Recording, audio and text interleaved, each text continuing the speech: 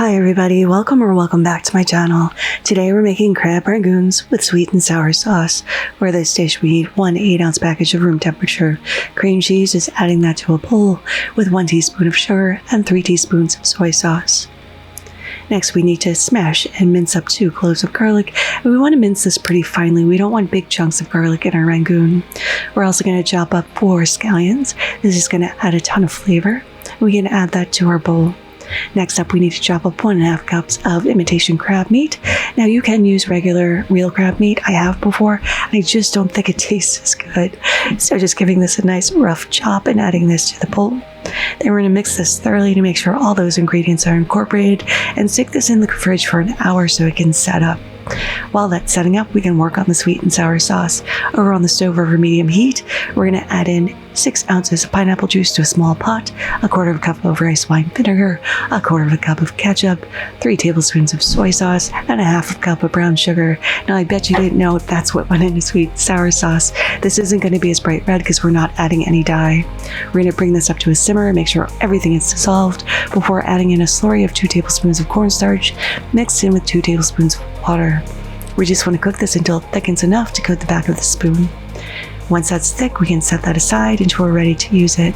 To fill our little rangoons, we're going to place a teaspoon of the filling in the middle of our wrapper. I can only find round wrappers here, but if you have square ones, that's fine. We're going to wet the edges and seal this up as thoroughly as possible. Now I like this little shape, it looks like a little gift, but make sure this is sealed because when we go to fry it, we don't want these to explode. So again, laying down a wrapper, adding in a teaspoon of our filling. I apologize if you can hear my neighbors coming home. Everyone's stomping around. Wet the edges with a little water.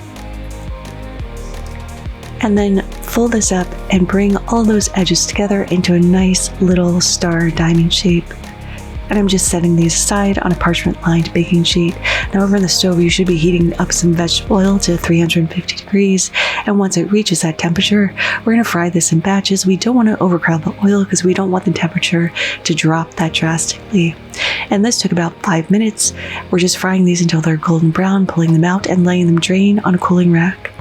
Now on a plate, I've just put the sweet and sour into a bowl, and we're going to place out all of our little rangoons. You can see some of these have opened up a little bit, so definitely make sure these are thoroughly sealed, but these are looking absolutely delicious.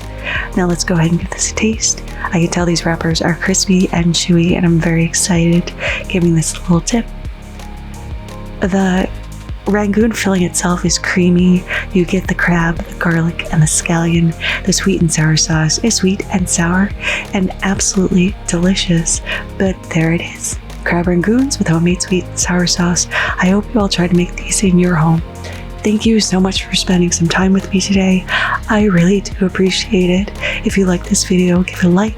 If you loved it, please consider subscribing and hitting that notification bell because I put out new videos every Thursday. Thank you again, and until next time, happy cooking.